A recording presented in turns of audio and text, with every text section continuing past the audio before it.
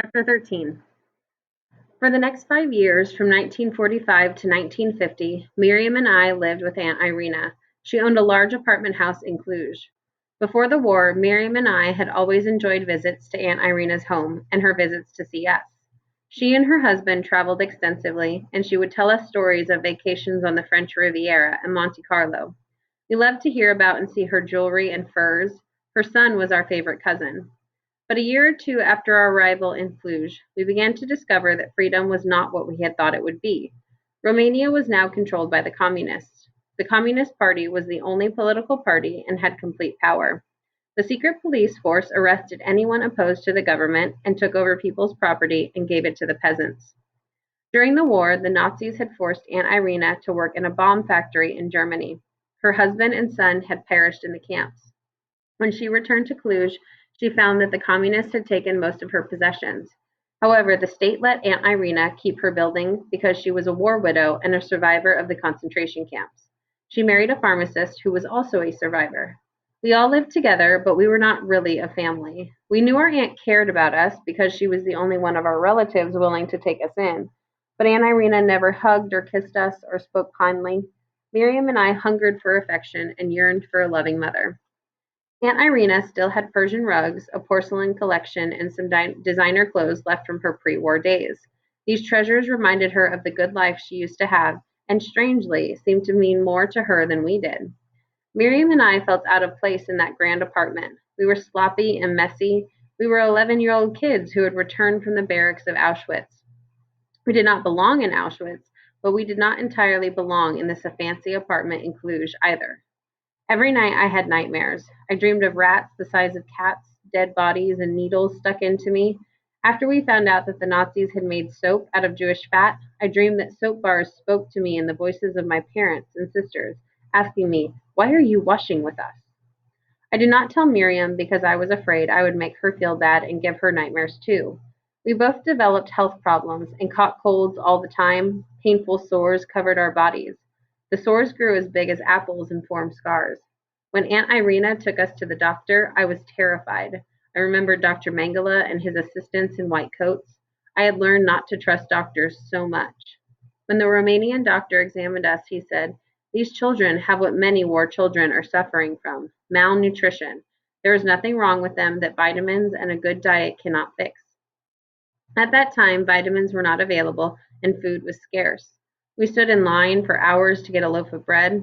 Our cousin, Shmuelu, brought flour, potatoes, eggs, vegetables, and sunflower oil from the farm. Miriam and I craved that oil and drank it straight from the bottle. This worried Aunt Irina, but the doctor told her to let us drink it, that we seemed to be getting better.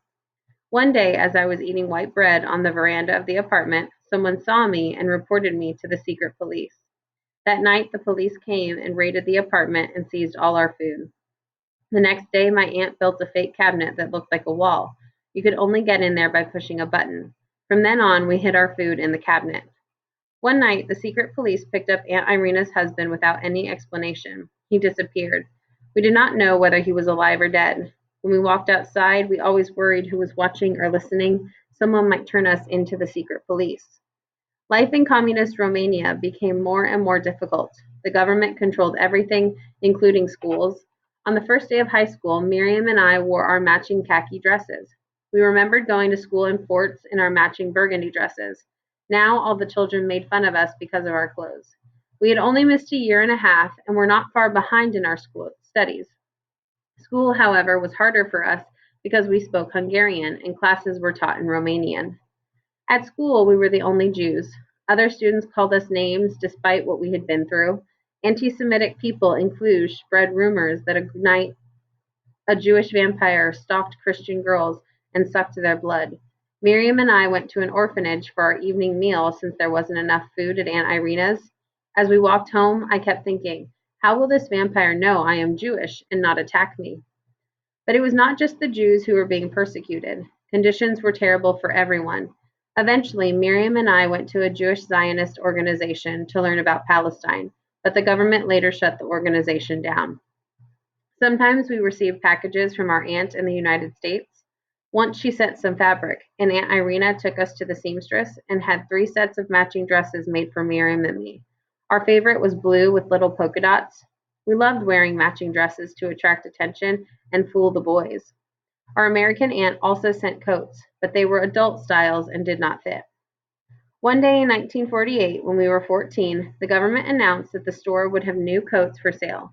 Miriam and I stood in line all night waiting for the store to open at 10 o'clock in the morning, but 12,000 people showed up for 200 coats.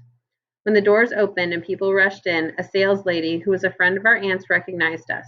She threw us 2 coats and shoved us under a counter. Later on, we paid for them and walked out with matching rust-colored coats, the color of autumn leaves. We wore those coats when we sailed to Israel much later. Palestine became the state of Israel in 1948. I began to think it would be a privilege to live in a place where my father had dreamed of living. The last time we had seen Papa, he had made us promise that if we survived, we would go to Palestine. Miriam and I exchanged letters with Uncle Aaron, our Papa's brother, who lived in Haifa, and we sent him a picture of us. Uncle Aaron offered to help us resettle and ease our suffering. We wrote him and asked if there was chocolate in Israel. He replied, telling us that we could eat all the chocolate we wanted and all the oranges we wanted too. He would take care of us. We thought Israel sounded like paradise. Aunt Irina said she had received news that her son was alive and living in Israel. She wanted to emigrate too. We all applied for exit visas, and our aunt's was granted easily.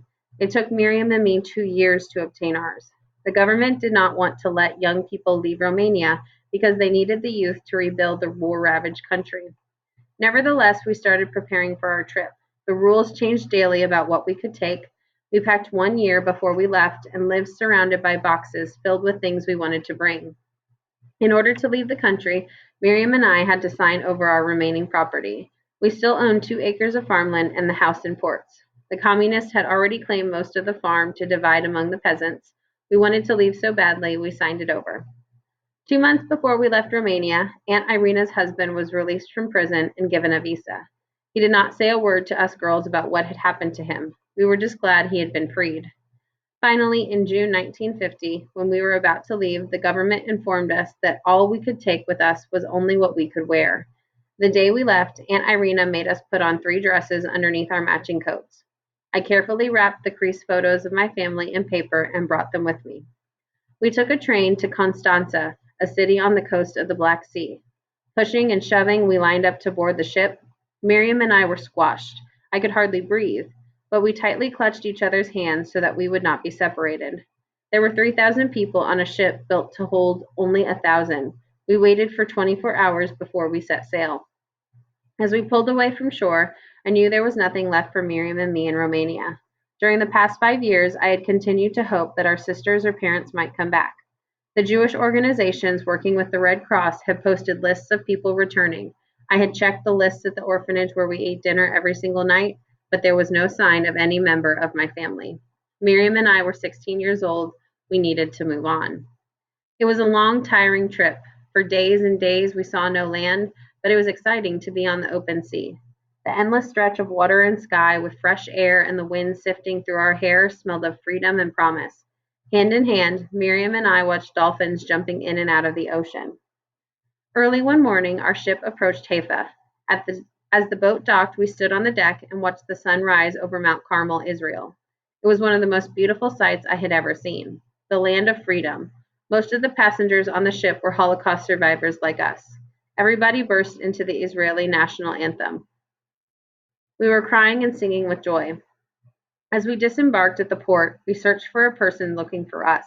Uncle Aaron finally spotted us, yelling our names and waving his arms so we would be sure to see him. We hugged and he kissed us. We cried in his arms. It had been so long since my sister and I had received any real love from anyone besides each other. My twin sister and I, in our matching rust-colored coats and layers of matching dresses, felt at last that we had come home.